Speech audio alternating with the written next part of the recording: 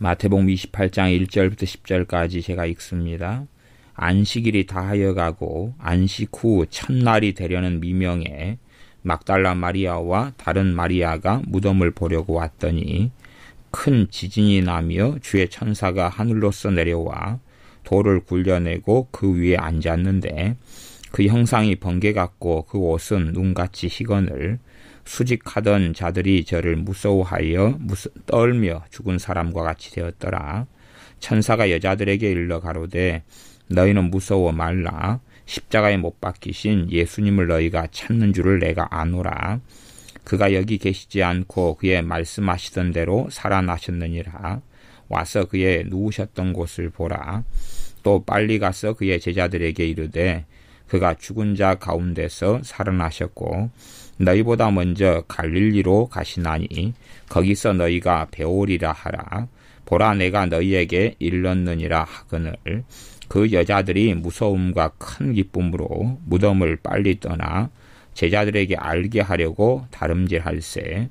예수님께서 저희를 만나 가라사대 평안하뇨 하시거늘.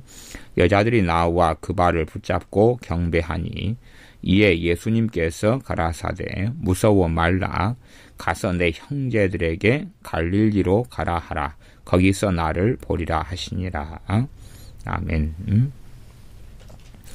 주님께서 안식 후 첫날 미명에 새벽에 미명에 부활하셨습니다.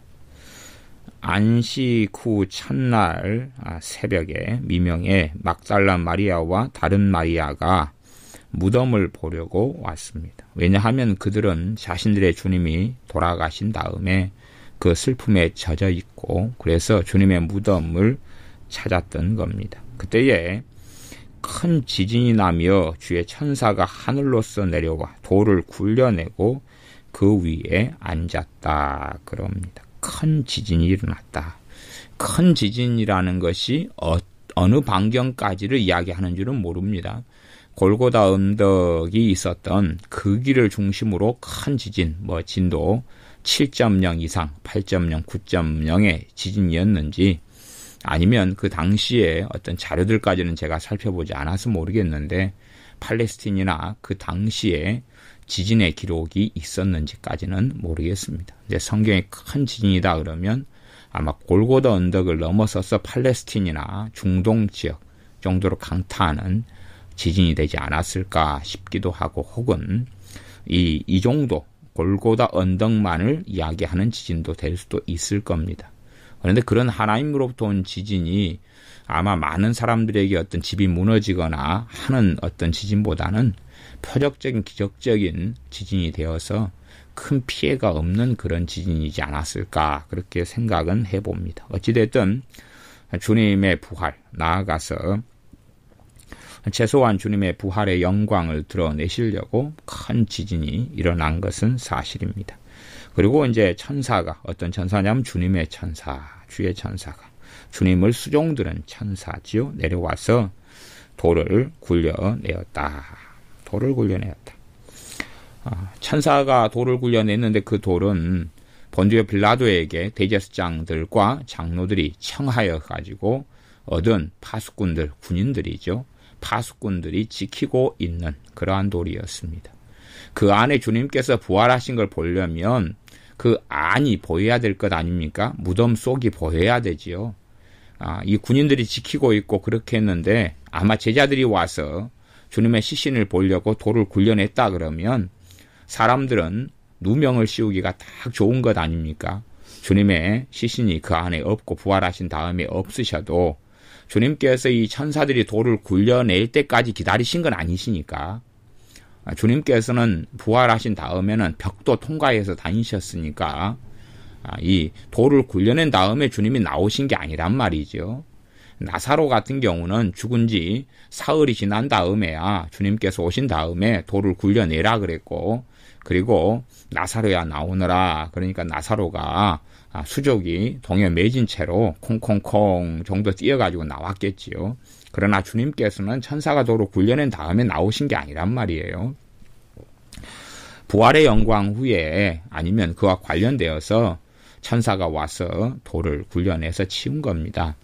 누가 지키고 있을 때요? 파수꾼들이, 지키는 자들이 여럿이 지키고 있었죠. 왜냐하면 사흘 동안을 지키려고 한다면, 사흘 동안을 지킨다면 한두 명 가지고는 못 지키는 거예요. 사흘 동안에 교대 근무도 해야 될 것이고, 그러니까 많은 사람들이 지켜야 됩니다. 3일 동안이라 밤낮 없이 지켜야 되는데 2명이 어떻게 지켜요? 그래서 잠도 자고 누구 잠잘 때 누구 지키고, 그러니까 숫자가 정확히 몇 명인지는 안 나왔어도 꽤 많은 숫자가 됐을 수밖에 없다 하는 겁니다. 그런 천사가 돌을 굴려냈을 때에 수직하던 자들 4절에 보면 지키는 사람들이죠. 파수꾼들이 얼마나 놀랬겠느냐 하는 거지요. 그래서 수직하던 자들이 저를 무서워하여, 누구요? 천사를 무서워했지요. 떨며 죽은 사람과 같이 되었더라. 얼마나 떨고 무서웠으면 죽은 사람같이 몸이 경직돼 버리고 꼼짝을 못할 정도가 되어버렸다. 그 말이, 그 두려움과 무서움이 극심한, 말하자면 호랑이 앞에 사람이, 보통 사람이 서면 두려워서 그냥 오금을 저리고 그렇게 해서 죽은 사람처럼 돼버리죠. 그게 호랑이의 어떤 기세에 제압당하고 호랑이의 두려움에 떨어서 거기에서 졸도할 직전까지 가버리거나 쓰러져 버리고 말죠.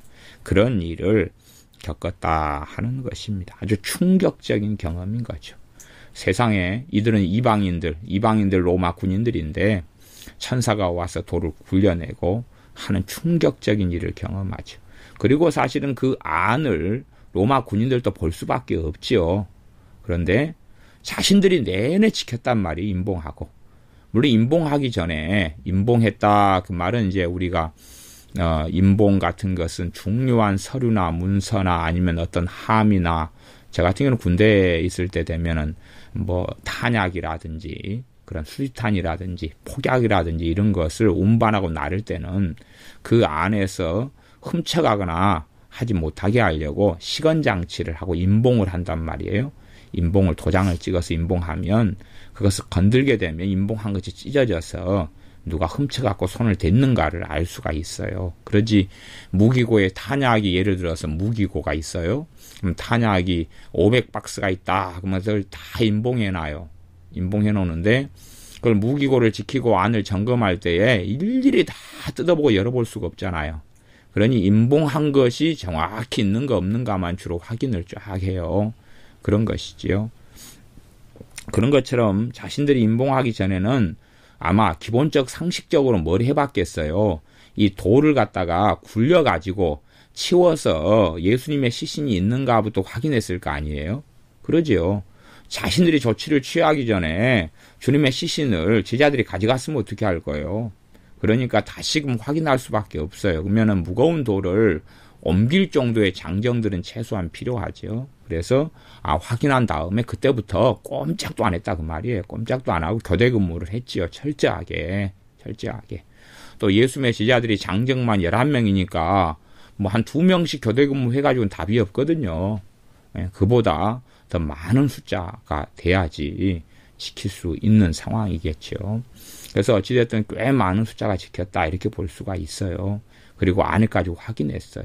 천사가 돌을 굴린 다음에 죽은 자같이 되었는데 그 상황 속에서나 후나 무덤을 보면 없단 말이에요. 주님의 시신이. 분명히 자기들은 다 확인한 다음에 그 다음에 임봉을 해서 철저하게 3일 동안 지키고 있었는데 주님의 시신이 없어요. 그때 이제 아까 여자들이 왔다 그랬죠. 막달라 마리아. 주님께서 7 귀신을 쫓아내 주신, 7 귀신이 들 때까지는 정상인으로 살지 못하고 귀신들에게 사로잡혀서 비참한 인생을 살던 막달라 마리아가 주님께서 귀신을 쫓아내 주신 다음에 자유케 되고 새 사람이 되고, 이 막달라 마리아가 주님을 사랑했고 주님을 열렬히 섬겼지요. 막달라 마리아만이 아니라 다른 마리아가, 당시에는 마리아란 이름이 아주 흔한 이름이었죠. 우리나라로 이야기하면 영자, 말자, 순자, 미자, 그런 일반적인 이름, 영희, 철수, 이런 이름들처럼 아주 흔하게 쓰였던 이름이 마리아란 이름입니다. 그래서 마리아는 많은 마리아가 성경에 등장하는 것을 알 수가 있습니다. 그래서 이 2 마리아가 왔지요. 천사가 여자들에게 이야기합니다. 너희는 무서워 말라. 무서워 말란 이야기는 이 파수꾼들만이 아니라 이 두 여자도 너무나 무서웠다는 이야기. 너무나 무서웠어요. 많은 사람들이 천사를 만난 어떤 특별한 경험과 체험을 이야기하는데 그 가운데 신빙성이 있는 경험과 체험은 사실은 적다는 것을 알 수가 있어요. 적어요. 왜 적냐 그러면 성경에 보면 사도들이라 할지라도 천사들을 만날 때 천사들이 가지고 있는 그 권능과 능력이나 하나님 앞에 서서 있다가 가진 그 영광으로 인하여 압도돼 버리고 말아요. 요한계시록에 보아도 사도 요한이라 할지라도 천사들 앞에 섰을 때 천사 앞에 압도돼 버리고 말아요. 그래서 오히려 엎드려 절하려 그러잖아요. 그때 천사가 나도 너와 같이 된 종이니 오직 하나님께만 경배하고 절하라 그러면서 절하는 것을 막았지요. 그런 것처럼 천사들을 만났다. 그런데 내가 함부로 이렇게 오라가라 할 수 있다. 그러는 스토리가 굉장히 어리석고 위험한 그런 스토리나 주장이 되기가 쉽다는 것은 생각해 보아야 됩니다. 너희는 무서워 말라. 십자가에 못 박히신 예수님을 너희가 찾는 줄을 내가 아노라. 왜 왔는지 안다. 그가 여기 계시지 않고 그의 말씀하신 대로 살아나셨느니라.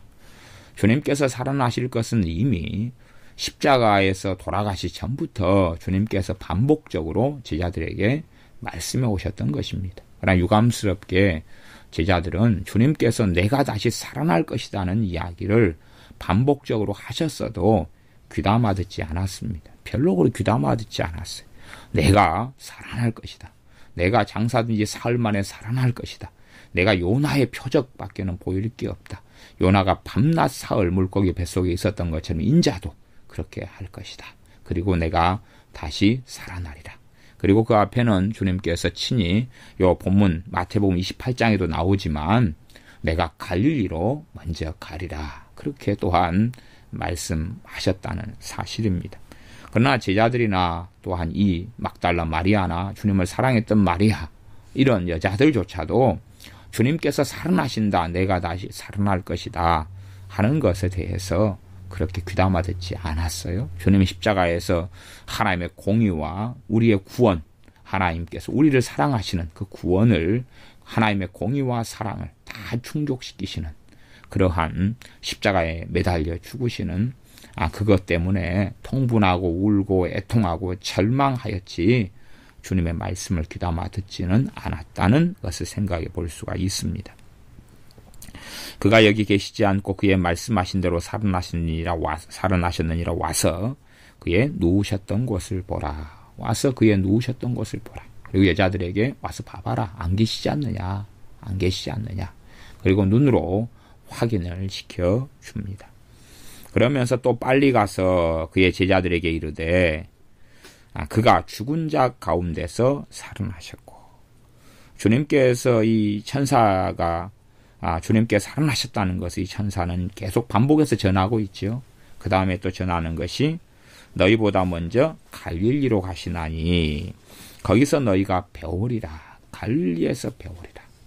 그렇다는 이야기는 지금 갈릴리에 대한 이야기가 이제 여기서부터 10절도 계속 반복해서 나와요. 그렇다는 이야기는 다른 상황보다는 갈릴리에서 제자들과 함께 만나는 것이 특별한 이런 행사 같은 것이다 라고 생각해 볼 수가 있어요. 특별한 어떤 것.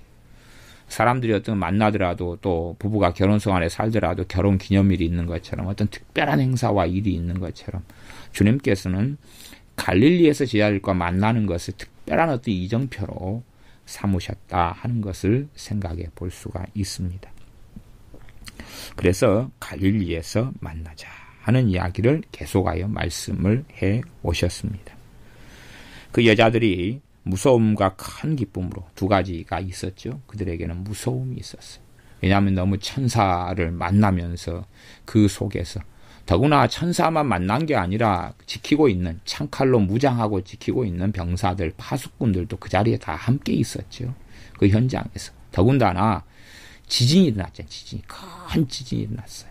그러니 얼마나 섬뜩하고 무섭겠냐 그 말이에요. 자연현상, 큰 지진, 창칼을 들고 무장하고 지키고 있는 사람들, 거기에 나타난 천사, 돌을 옮기고 그 위에 앉아있는 천사, 사람하고는 전혀 다른, 형상은 사람과 비슷한 형상으로 나타났을 수 있지만 그러나 다른, 사람들에게 무엇을 줄 정도의 무서움을 가져오는, 두려움과 떨림을 가져오는, 군인들에게 두려움과 떨림을 가져오는, 무서운 죽은 자같이 만들어버리는 그러한 어미함을 가지고 있는 천사지요. 그래서 무서움과 큰 기쁨으로 주님께서 부활하셨다는 것을, 다시 살아나셨다는 것을 이 여자들은 받아들였기 때문에 큰 기쁨이 있다는 사실입니다.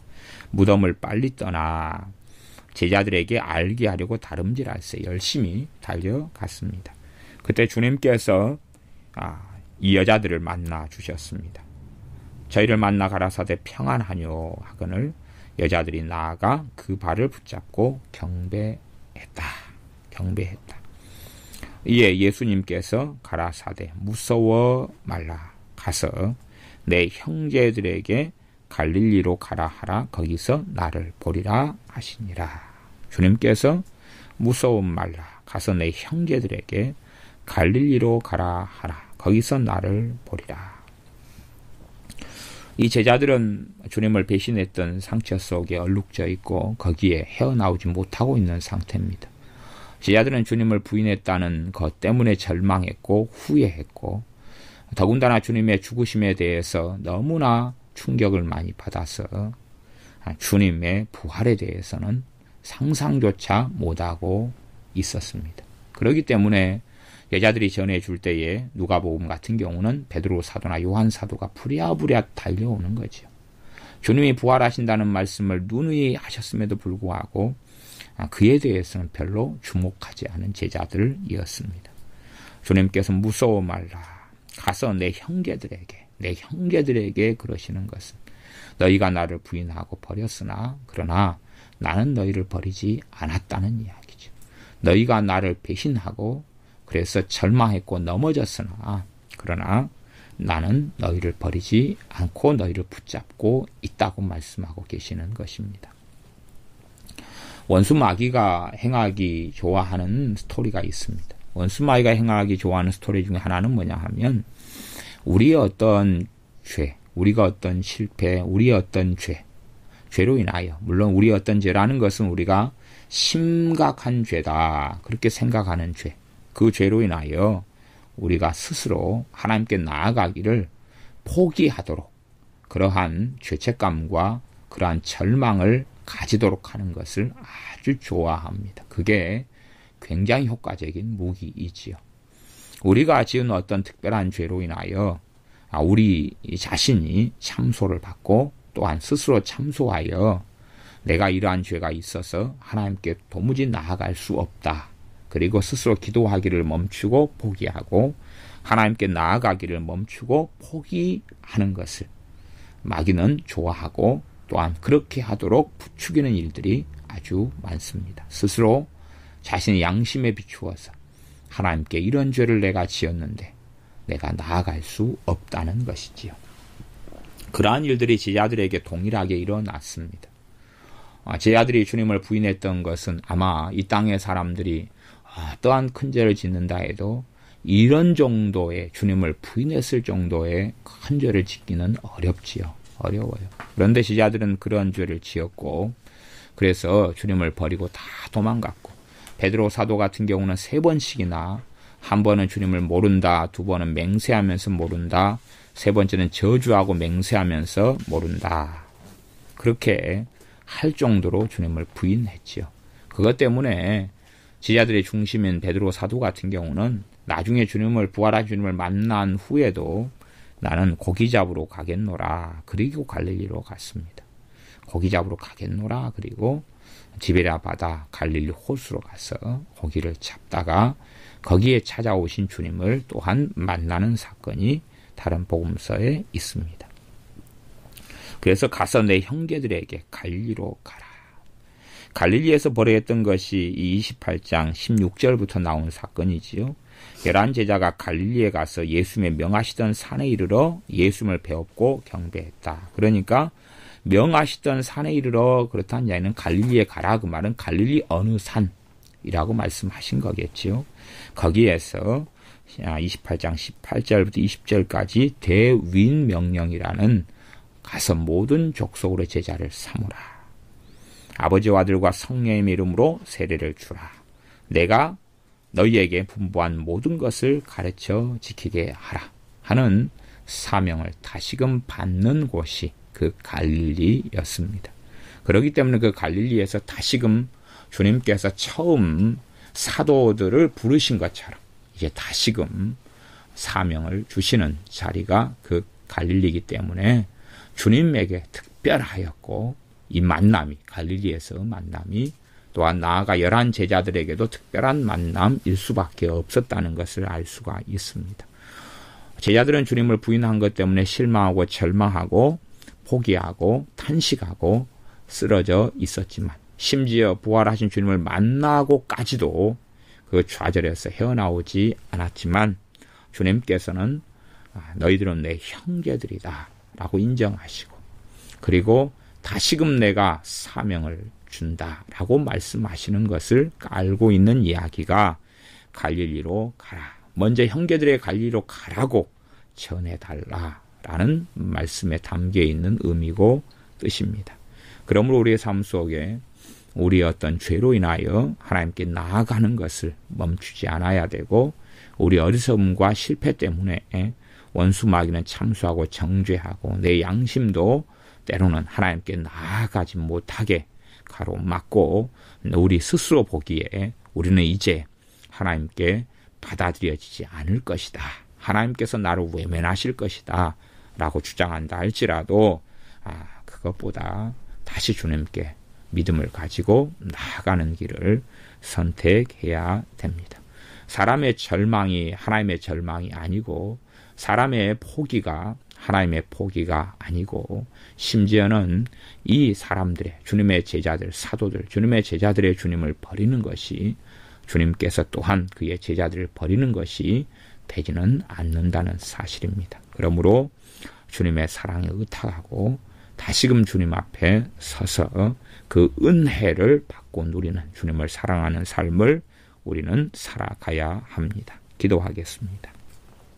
아버지 하나님, 제자들이 주님을 부인하고 등지고 떠나서 자신들의 주님을 부인했던 일들 때문에 탄식하고 절망하며 슬퍼하며 포기하며 있지만, 주님께서는 두 여인들에게 가서 내 형제들에게 갈릴리로 가라 라고 전하라고 말씀하신 것처럼 다시금 사명을 확인시켜 주시며, 다시금 전 세계에 나아간 모든 족속으로 제자를 삼으라는 사명을 주시는 것처럼, 우리의 실패가, 우리의 넘어짐이 영영이 주님과 이별되는 것이 아니고, 우리의 어리석은 죄악들이 하나님 앞에 서서 살아가는 것을 가로막지 못하고, 오히려 주님의 사랑과 주님의 용서하심과 자비 가운데, 믿음 가운데 우리가 더 주님께 나아가는 그러한 믿음의 사람들이 우리가 되게 하여 주셔서